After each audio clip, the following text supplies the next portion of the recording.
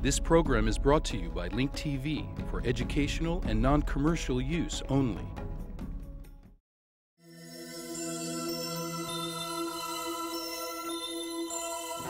Mosaic, a daily news program from Link TV, presents a selection of news reports from independent and state-controlled broadcasters from throughout the Middle East.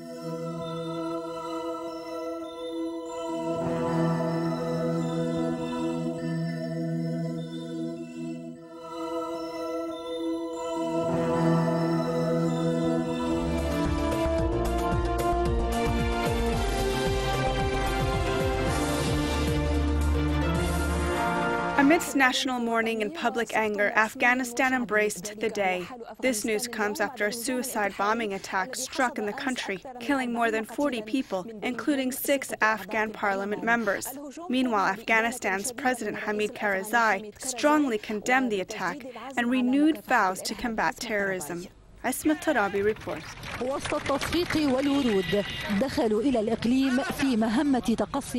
Amidst the cheers and flowers, they entered the region on an economic investigative mission. However, most of them, along with some children and women, were carried out by hand from the region. They were all killed in what has been described as the bloodiest suicide bombing attack in Afghanistan since the toppling of the Taliban regime. More than 40 people, including 6 parliament members, were killed in the attack. Meanwhile, the Afghan government declared a 3-day national mourning and vowed to continue combating terrorism. The best way to establish stability in this part of the world, Afghanistan and Pakistan, is an effective, sincere, and very serious fight against extremism and terrorism. Unless we do that, we will continue to suffer and live in instability. Unlike in previous suicide attacks, the Taliban has not claimed responsibility for yesterday's attack, though its fingerprints are all over the crime scene. Meanwhile, the investigation continues as many details are still sketchy.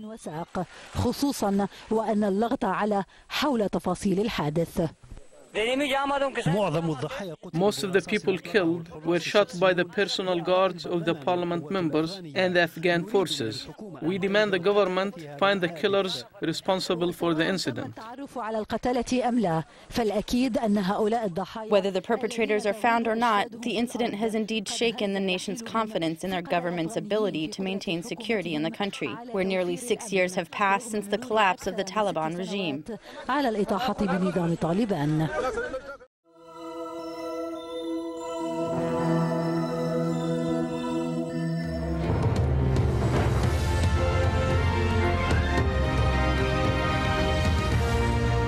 Welcome to the program. The former Prime Minister of Pakistan, Benazir Bhutto, has been meeting opposition figures to try to find a way past Musharraf's so-called state of emergency. Now, she's hoping to capitalize on international disapproval over the detention of hundreds of lawyers and political opponents. Bhutto supporters have been rallying outside Parliament despite warnings from police that it would be met by force. Here's Matt McClure. The head of the Pakistan People's Party huddles with other opposition leaders, looking for ways to overturn emergency rule, though many of their supporters are locked away in jail. In the end, Bhutto emerges with this vow. She'll begin a long march from Rawalpindi to Lahore next Tuesday, unless General Musharraf quits the army. We engaged in a political dialogue with General Musharraf for a peaceful and political transition to democracy. But instead of finding ourselves in a democratic order, we found ourselves back again in a dictatorship. In Karachi, the courts are closely guarded, a warning to any who would stage a repeat of protests from earlier this week when hundreds of lawyers were beaten and then thrown in jail, actions that have irked the common man. The lawyers are being persecuted, says this taxi driver. This emergency rule is not right. From hiding, opposition leader Imran Khan releases a video saying he escaped house arrest after his home was ransacked, his family members roughed up. The former cricketer calls for massive protests in the streets.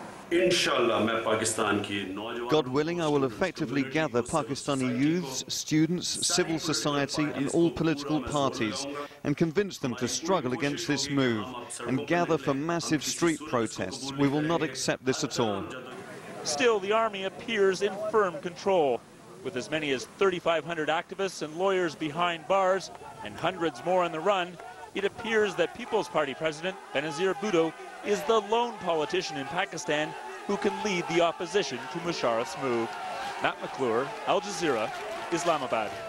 Well, a few moments ago, I spoke with Qamar Zaman Kira from Benazir Bhutto's Pakistan People's Party, and I asked him how today's protests had gone.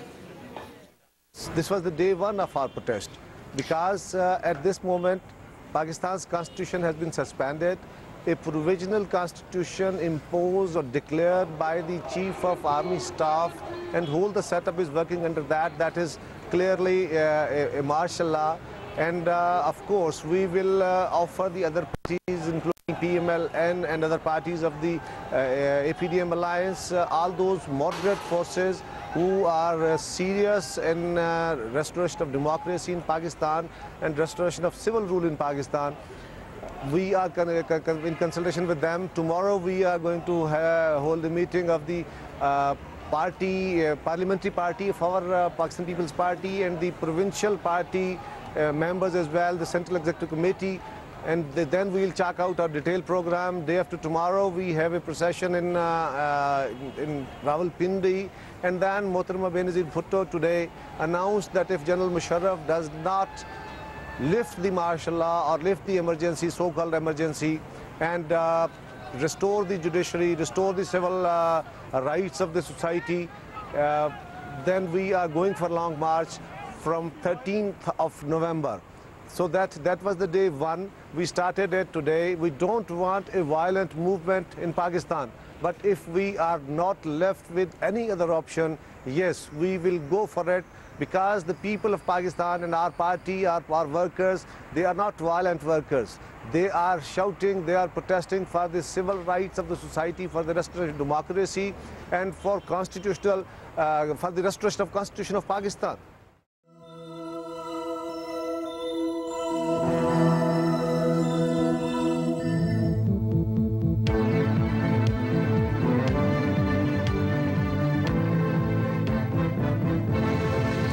The second round of provincial tours of President Ahmadinejad took him to the South Khorasan province to start with. The president told locals in Birjan the world should know that the Iranian nation will never compromise its independence and glory. He added Tehran is for dialogue and justice, but it never backpedals on its nuclear rights. Ahmadinejad said, as for Tehran, the nuclear case is closed, but there are some who wrongly think they can win a concession if they buy time.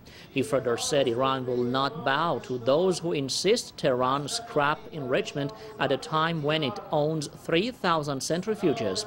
Ahmadinejad said IAEA reports of Iran's transparent program should clear up all concerns. Italian Prime Minister says Iran enjoys every right to develop a peaceful nuclear program, and the international community, by the same token, is entitled to make sure of the civilian nature of Tehran's atomic activities diplomatically. Romano Prodi told visiting Saudi King Abdullah that any action against Iran will trigger instability in the Middle East.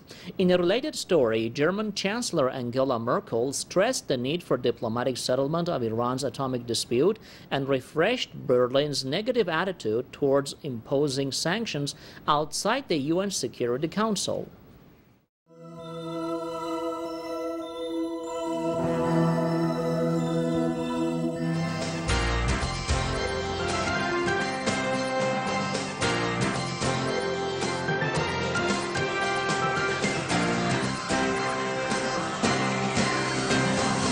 Iran was at the top of the agenda this morning as Prime Minister Ehud Olmert convened his inner security cabinet for a top-secret briefing on Tehran's nuclear project. This just 24 hours after the head of Military Intelligence Research Division warned that Iran could be in possession of nuclear weapons within just 2 years. Today's briefing came hours after an increasingly defiant Iranian president, Mohammad Ahmadinejad, announced that his country has achieved a landmark with 3,000 centrifuges now fully operational in its uranium enrichment program.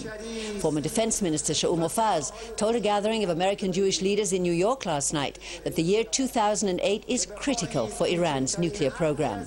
In the past few days, Jerusalem has stepped up its criticism of Mohammed al-Baradei, head of the IAEA, the International Nuclear Watchdog Organization, who, according to Israeli officials, is consistently attempting to downplay and minimize the findings of his own investigators probing Iran's nuclear program.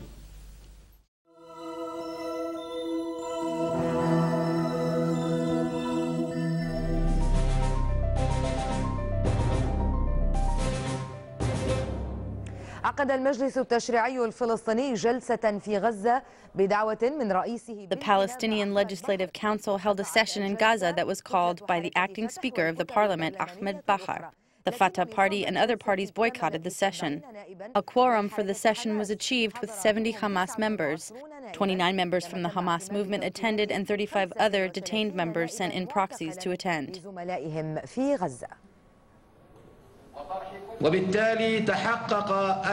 Thus, a quorum has been achieved in order to hold this session.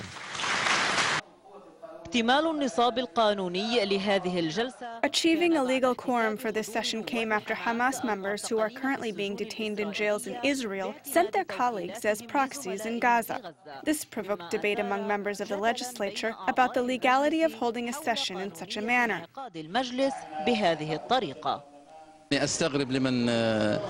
I am surprised at those who speak about the illegality of the assigning of proxies. This is a strange question because there are no prohibitions against this, not in the law or internal codes. The Fatah movement and the rest of the parliamentary parties, as well as other members of the council who were absent from the session, confirmed that they are boycotting this session because it was held in an illegitimate manner, adding that the Legislative Council should distance itself from internal differences so that it can play a more active role.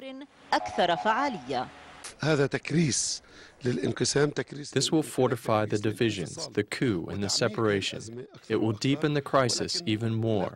This session has no value, and nothing will come out of it. For the first time in the history of legislative sessions in the Palestinian territories, a session was held at the headquarters in Gaza, while the headquarters in Ramallah remained closed. Some parliamentary parties, which boycotted the current session, reiterated that this action will serve to deepen political differences and divisions among Palestinians, adding that the session was illegal.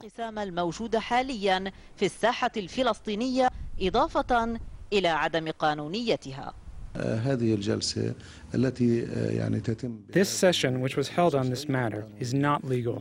It will reinforce divisions and leaves the door wide open for unilateral steps to be taken from within the legislature. Amidst the current situation in the Palestinian territories, it does not appear that a decisive action will be made anytime soon to clarify the nature of the work of the legislature. Who will legitimize it, and for who? The citizens of Gaza or the West Bank? This question will continue to baffle the Palestinians. Hiba Aqila, Al Jazeera, from the Legislative Council headquarters in Gaza. The deposed Palestinian Prime Minister Ismail Haniyeh said that the legislative session was held to reiterate that Hamas respects the principles of the democratic process.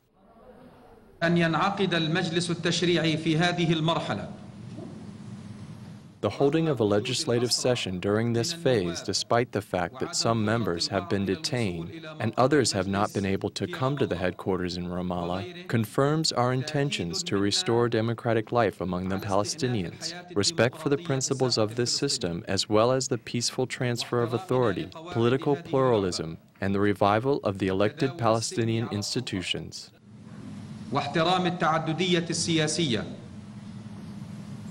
وإعادة الحياة إلى المؤسسات الفلسطينية المنتخبة.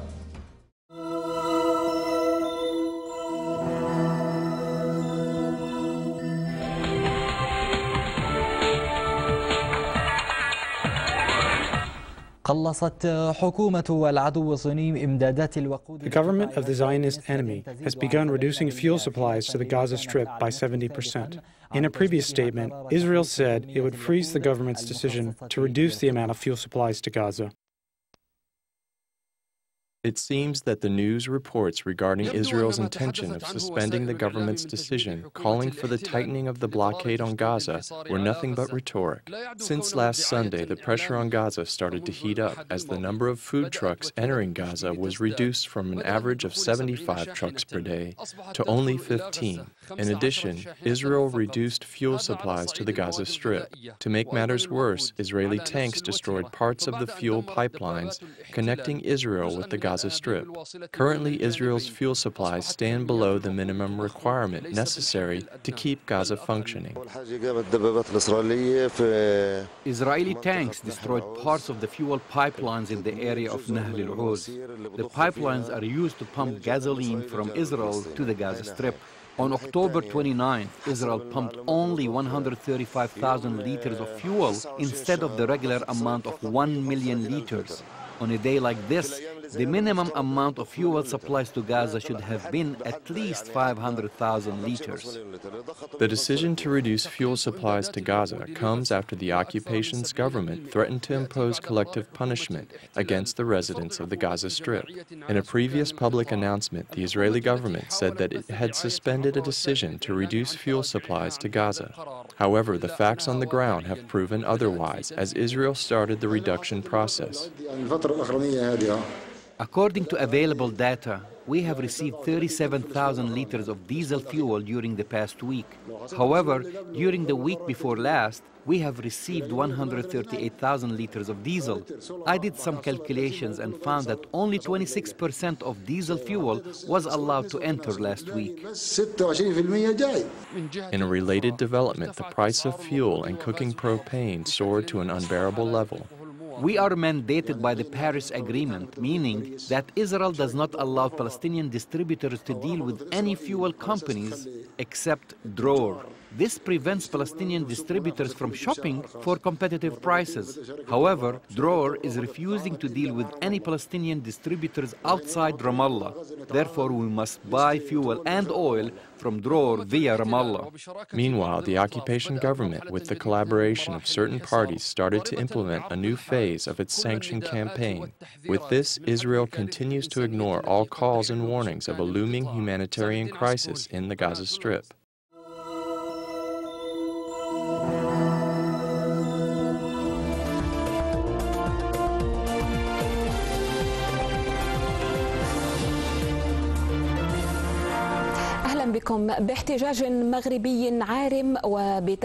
Amidst massive protests in Morocco and a total indifference by Madrid, Spanish King Juan Carlos wrapped up a visit to the Spanish-occupied cities of Ceuta and Melilla in northern Morocco. Morocco's King Mohammed VI strongly condemned the visit by the Spanish king and his wife.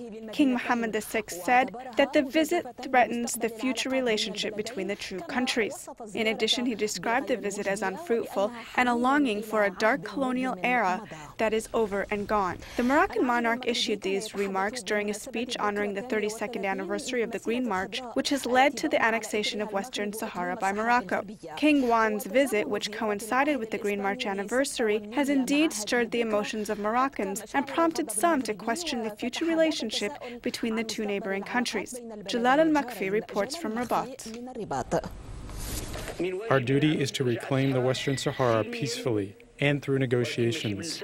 We will march on foot to the Western Sahara.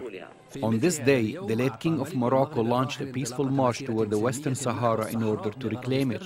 Today, Moroccans are celebrating the 32nd anniversary of their sovereignty over the Western Sahara. However, the celebration was not complete as Spanish King Juan Carlos embarked on a visit to the oldest colonial enclaves in the world, namely Ceuta and Melilla in northern Morocco. The Spanish King's visit stirred Rabat's anger at the public and official levels. We support the resolutions, which mandate us to deal with the case of Ceuta and Melilla as a case of abolishing colonization. We must also rally support among the international community to help end the Spanish occupation there. While Rabat escalated its campaign against Spain in light of the latter's king's visit, it has left the door partially open in case things go back to normal. This visit will help the king and his throne. However, it will not serve the interests of any political party, where the Socialist Party has been increasingly losing momentum to the right-wing parties there. It is a story of connection and separation between two neighboring countries, sharing the same geographic region but adopting opposing views. However, the two countries have no choice but to open a dialogue, even though the political mood sometimes dominates their relationship.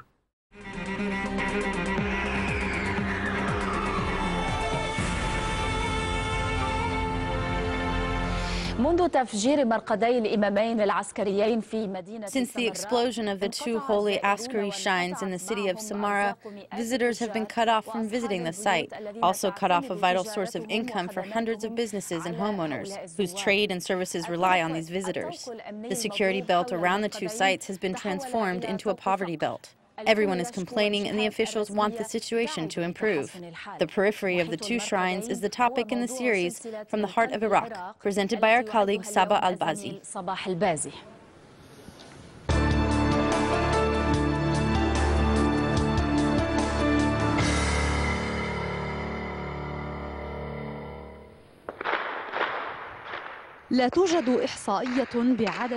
There are no statistics on the number of visitors to the city of Samara before the explosion of the two holy shrines of Imams Ali al-Hadi and Hassan al-Askari. However, millions of people visit annually. They all disappeared after the incident, leaving the city paralyzed, especially on the perimeter of the two shrines where the security forces imposed a security belt.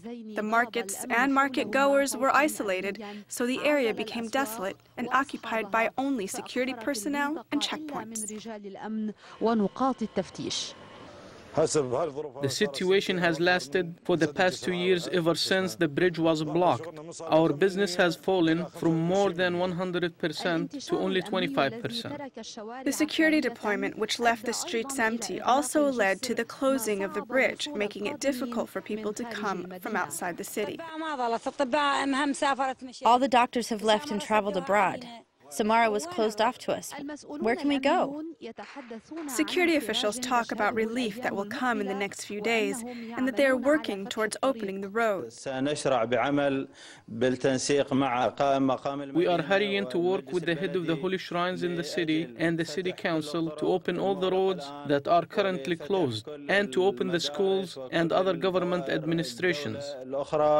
The silence that has enveloped the city does not compensate for people's lost sources of income and the difficult living conditions.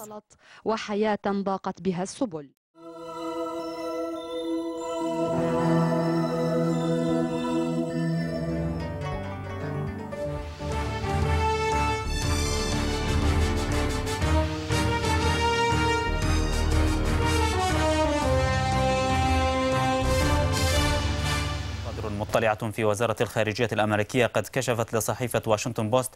Knowledgeable sources told the Washington Post that State Department investigators had promised Blackwater that its employees would receive immunity after some of them had testified to the killing of 17 Iraqi civilians.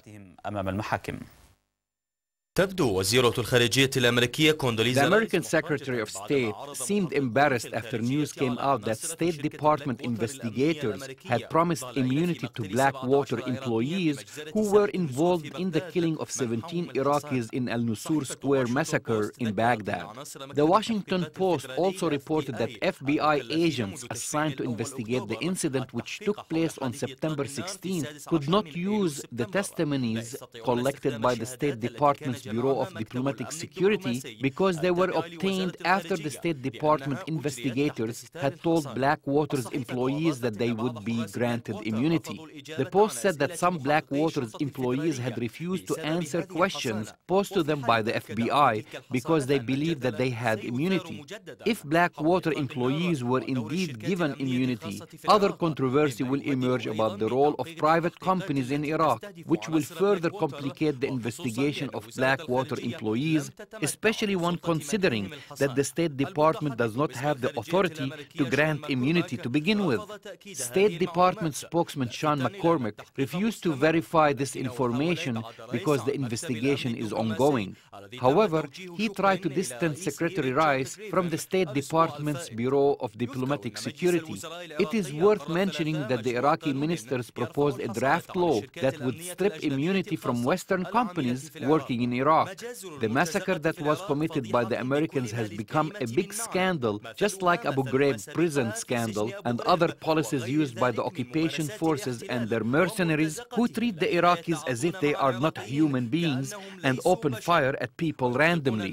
The Iraqi government must demand that they be held accountable for their actions and demand that they leave Iraq.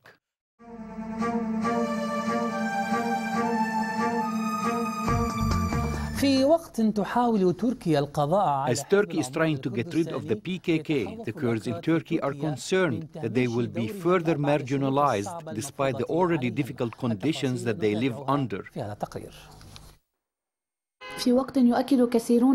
While many people are stressing the commonalities between the Kurds and the Turks and the need for the two nations to coexist, Zeki Majartawi, an official in the town of Jazeera who supports the PKK, said that Turkey wants to oppress the Kurdish nation. He explained that the autonomous Kurdish region in Iraq is a source of inspiration for many Kurds who have been demanding for more rights in southeastern Turkey. The ruling Reform and Justice Party in Turkey, which has been trying to get into the European Union, has ended the ban on broadcasting Kurdish programs. However, the mayor of the town of Al Jazeera, Ahmed Dulaimi, said that Turkish courts still ban Kurdish publications, and dozens of officials have been tried for statements that they made. Izzet Berji, the regional director of the Socialist Democratic Party, which supports the Kurdish plight, said that 80% of the people in the area are sympathetic to the PKK because they share with them the same national identity. However, the US, the European Union, and Turkey consider the PKK a terrorist organization. Berji said that 40,000 people have been killed since the PKK took arms in 1984 and demanded independence from Turkey. He explained that the main problem is the unwillingness of Turkey to recognize the Kurdish national identity. He added that the PKK would give up the armed struggle only if Turkey would recognize the Kurdish national identity. Furthermore, economic hardships facing people in the Kurdish region in Turkey have created a lot of anger. Local residents believe that a Turkish invasion of northern Iraq will be a waste of money, especially when considering that these funds can be used in Kurdish regions where unemployment is around 80%. Hi, I'm Jamal Dajani, producer of the show you've just been watching, Mosaic, World News from the Middle East. Just a short while ago, we came to you asking for your help to keep Mosaic on the air. We needed to raise $200,000, and I'm happy to announce that we did it. No, as a matter of fact, you did it. More than 1,600 of you helped us to reach our goal, and I want to thank you on behalf of the Mosaic team right here at Link TV for your support. Stay informed, keep watching, and thank you again. One nation, many voices. The stories of Muslims in America. At work, at play, having fun. What is life like for the millions of people in this country who practice Islam? And then finally I looked in my heart, and there he was. Even today, Muslims still reciting kind of in limbo. Now's your chance to share stories of Muslims in America in our One Nation, Many Voices online film contest. We're awarding $50,000 in cash prizes divided among 6 categories: comedy, drama, documentary, animation or music, a special category for filmmakers 18 and under, plus films under 60 seconds long.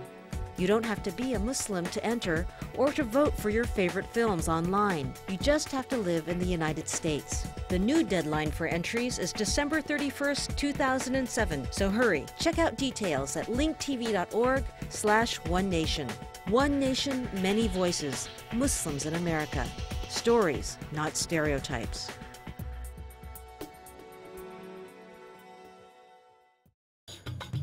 Get more news about the Middle East online at linktv.org/mosaic.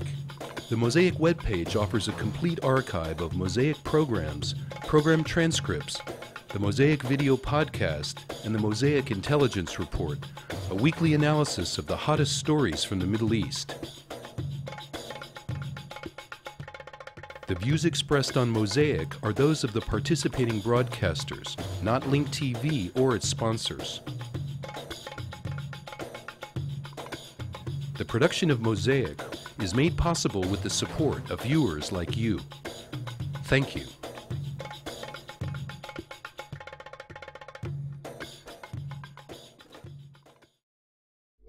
This program was brought to you by Link TV for educational and non-commercial use only. Link TV is the only U.S. television network devoted to global and national news, with uncompromising documentaries and diverse cultural programs. Programs which connect you to the world.